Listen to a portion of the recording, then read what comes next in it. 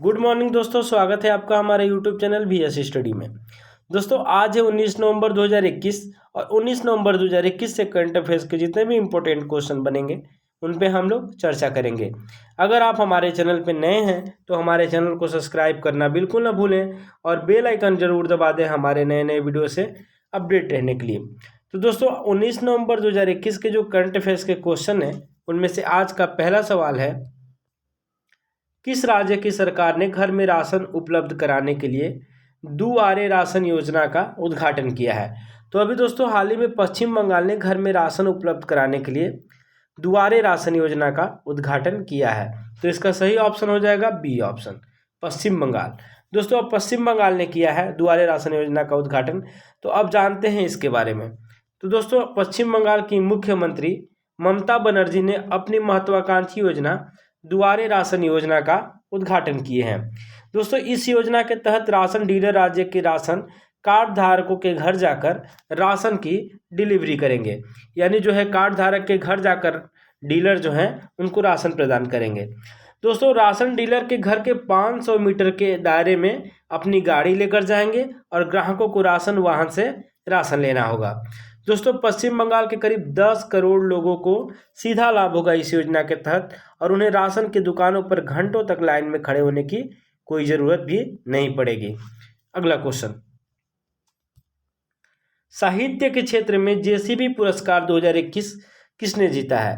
तो दोस्तों अभी साहित्य के क्षेत्र में जेसीबी पुरस्कार 2021 एम मुकुंदन ने जीता है। तो इसका सही ऑप्शन होगा दोस्तों ए ऑप्शन, एम मुकुंदन।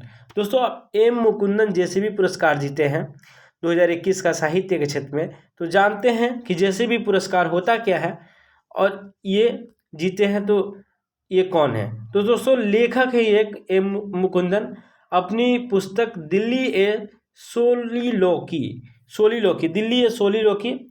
के साहित्य के क्षेत्र में 2021 में जेसीबी पुरस्कार जीते हैं। यानी एक पुस्तक है इनका, उन्होंने लिखा है दिल्ली ए सोलिलोकी, जिनके लिए इनको साहित्य के क्षेत्र में 2021 में जेसीबी पुरस्कार मिला है।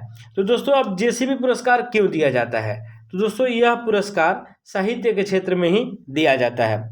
इस पुरस्कार के तहत किसी भी भारतीय लेखक की उत्कृष्ट गल्प रचना के लिए हर साल 25 लाख रुपए नगद दिए जाते हैं। अगला क्वेश्चन, भारतीय रेलवे ने किस रेलवे स्टेशन पर पहली बार पॉड होटल को लॉन्च किया है? तो दोस्तों अभी भारतीय रेलवे ने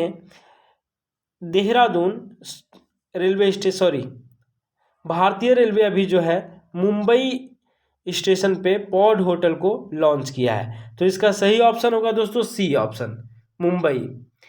हमने गलती से बोल दिया देहरादून, अभी इसका जो सही ऑप्शन होगा सी ऑप्शन होगा, मुंबई। दोस्तों भारतीय रेलवे स्टेशन ने अभी मुंबई में पॉड होटल को लॉन्च किया है, मुंबई रेलवे स्टेशन पे। तो अब दोस्तों पॉड होटल के होता क्या है और इसमें क्या क्या सुविधाएं दी जाएगी इसके बारे में जानते हैं। तो दोस्तों भारतीय रेलवे की तरफ से पहली बार पॉड होटल को लॉन्च किया गया है मुंबई रेलवे सेंट्रल स्टेशन यानी पर अपनी तरह का पहला पॉड होटल खुल गया है। इस पॉड होटल में ठहरने के लिए 12 घंटे के लिए 999 रुपये और 24 घंटे के लिए 1999 रुपये का पेमेंट करना होगा, जहां वाईफाई, टीवी, एक छोटा लॉकर, आईना और रीडिंग लाइट आदि जैसी सुविधाएं उपलब्ध कराई जाएंगी। दोस्तों अब पॉड होटल होता क्या है? तो पॉड होटल में कई छोटे छोटे बिस्तर वाले कैप्सूल होते हैं और यह यात्रियों को रात भर ठहरने के लिए काफ़ी किफ़ायती आवास प्रदान करता है। अगला क्वेश्चन, राष्ट्रीय मिर्गी दिवस यानी नेशनल एपिलेप्सी डे 2021 कब मनाया गया है? तो दोस्तों राष्ट्रीय मिर्गी दिवस जो है अभी हाल ही में 17 नवंबर को मनाया गया है। तो इसका सही ऑप्शन हो जाएगा दोस्तों डी ऑप्शन, 17 नवंबर। दोस्तों अब 17 नवंबर को मिर्गी दिवस मनाया गया है, तो जानते हैं इसके बारे में। तो दोस्तों भारत में मिर्गी के बारे में जागरूकता पैदा करने के लिए हर साल 17 नवंबर को मिर्गी फाउंडेशन द्वारा राष्ट्रीय मिर्गी दिवस यानी नेशनल एपिलेप्सी डे के रूप में मनाया जाता है। दोस्तों नवंबर का महीना राष्ट्रीय मिर्गी जागरूकता माह यानी नेशनल एपिलेप्सी अवेयरनेस मंथ के रूप में भी मनाया जाता है। दोस्तों मिर्गी एक मस्तिष्क का एक पुराना विकार है जिसके लक्षण आवर्तक दौरे या फिट है।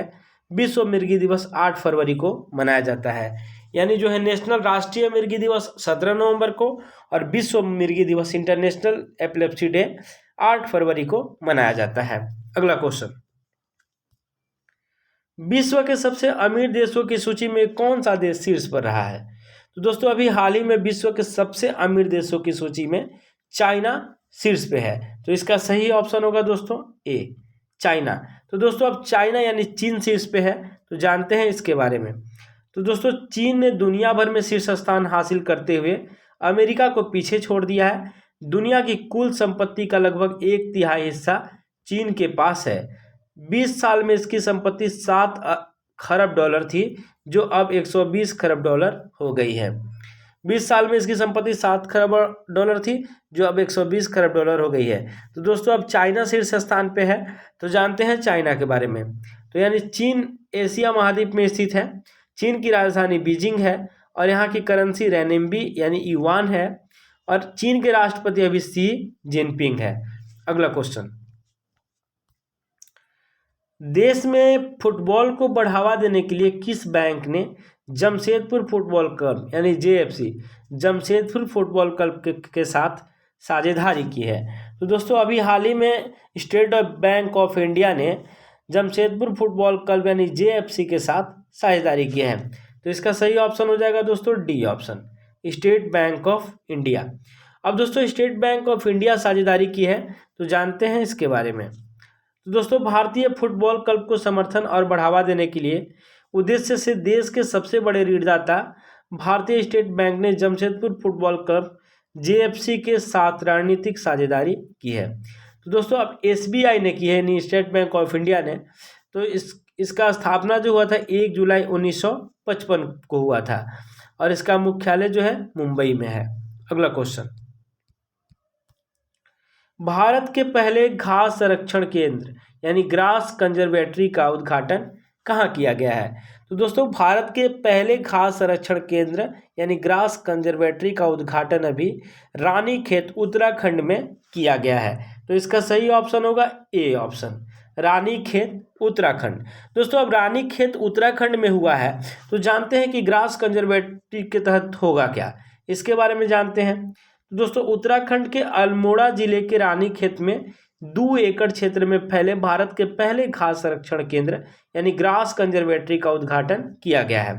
दोस्तों इसका उद्देश्य है कि इस घास संरक्षण केंद्र का मुख्य उद्देश्य घास प्रजातियों के महत्व के बारे में जागरूकता पैदा करना, उनके संरक्षण को बढ़ावा देना और क्षेत्र में अनुसंधान की सुविधा को प्रदान करना। तो दोस्तों अब रानीखेत उत्तराखंड में हुआ है इसका स्थापना। तो दोस्तों अब जानते हैं उत्तराखंड के बारे में। तो उत्तराखंड की राजधानी देहरादून है और इसकी स्थापना 9 नवंबर 2000 ईस्वी को हुई थी। यहाँ के मुख्यमंत्री पुष्कर सिंह धामी हैं और राज्यपाल गुरमीत सिंह हैं। अगला क्वेश्चन, निम्न में से किस राज्य के पोचमपल्ली गांव को विश्व का सर्वश्रेष्ठ गांव चुना गया है? तो दोस्तों अभी हाल ही में तेलंगाना के पोचमपल्ली गांव को विश्व का सर्वश्रेष्ठ गांव चुना गया है। तो इसका सही ऑप्शन हो जाएगा दोस्तों डी ऑप्शन, तेलंगाना। अब तेलंगाना में है पोचमपल्ली गांव, तो जानते हैं इसके बारे में। दोस्तों तेलंगाना की राजधानी हैदराबाद यानी तेलंगाना की राजधानी कहाँ है? हैदराबाद। हैदराबाद से करीब 50 किलोमीटर दूरी पर स्थित पोचमपल्ली गांव को संयुक्त राष्ट्र विश्व पर्यटन संगठन ने विश्व का सर्वश्रेष्ठ पर्यटन गांव चुना गया है। नलगोंडा जिले में पोचमपल्ली को अक्सर उत्कृष्ट साड़ियों के लिए भारत के रेशम शहर के रूप में जाना जाता है। यानी इसको भारत के रेशम शहर के रूप में जाना जाता है क्योंकि यहाँ पे बहुत सारा साड़ियों का उत्पादन होता है। अगला क्वेश्चन, निम्न में से किस मंत्रालय द्वारा हाल ही में हिंदी सलाहकार समिति का गठन किया गया है? तो दोस्तों अभी हाल ही में विद्युत मंत्रालय द्वारा हिंदी सलाहकार समिति का गठन किया गया है। तो इसका सही ऑप्शन होगा दोस्तों डी ऑप्शन, विद्युत मंत्रालय। अब विद्युत मंत्रालय द्वारा किया गया है, तो जानते हैं इसके बारे में। दोस्तों विद्युत मंत्रालय द्वारा हाल ही में हिंदी सलाहकार समिति का गठन किया गया है। इस समिति में ऊर्जा मंत्री को समिति का अध्यक्ष और विद्युत राज्य मंत्री को इसका उपाध्यक्ष नियुक्त किया गया है। इसके अलावा 35 गैर सरकारी सदस्यों को भी शामिल किया गया है। अगला क्वेश्चन, बहुत ही अच्छी बुक है द डिसरप्टर यानी the disruptor how Vishwanath Pratap Singh shook India पुस्तक को किसने लिखा है? तो दोस्तों the disruptor how Vishwanath Pratap Singh shook India को देवाशीष मुखर्जी ने लिखा है। तो इसका सही ऑप्शन होगा दोस्तों सी ऑप्शन, देवाशीष मुखर्जी। दोस्तों अब इस बुक का थीम क्या है यानी मतलब क्या है, तो दोस्तों इसके बारे में जानते हैं। तो दोस्तों देवाशीष मुखर्जी द्वारा the disruptor how Vishwanath Pratap Singh shook India नामक पुस्तक लिखी गई थी। पुस्तक भारत के 8वें प्रधानमंत्री यानी भारत के जो 8वें प्रधानमंत्री हुए विश्वनाथ प्रताप सिंह बीपी यानी उनको बीपी सिंह के नाम से जानते थे, एक विस्तृत विवरण प्रस्तुत करती है जिन्होंने दिसंबर 1989 से नवंबर 1990 के बीच पीएम के रूप में कार्य किए। उन्होंने भारत के रक्षा मंत्री और उत्तर प्रदेश के मुख्यमंत्री के रूप में भी कार्य किए। दोस्तों इन्हीं के ऊपर ये जो बुक लिखा गया है the disruptor how Vishwanath Pratap Singh shook India. तो दोस्तों आज हमारा जितना भी क्वेश्चन था यही है, और अगर हमारे क्वेश्चन से रिलेटेड कोई भी सुझाव या शिकायत हो तो हमें कमेंट बॉक्स में ज़रूर बताएं। अगर आप हमारे चैनल पर नए हैं तो हमारे चैनल को सब्सक्राइब जरूर कर दें, बेल आइकन जरूर दबा दें हमारे नए वीडियो से अपडेट रहने के लिए। तो आज के लिए इतना ही। Thanks for watching my video.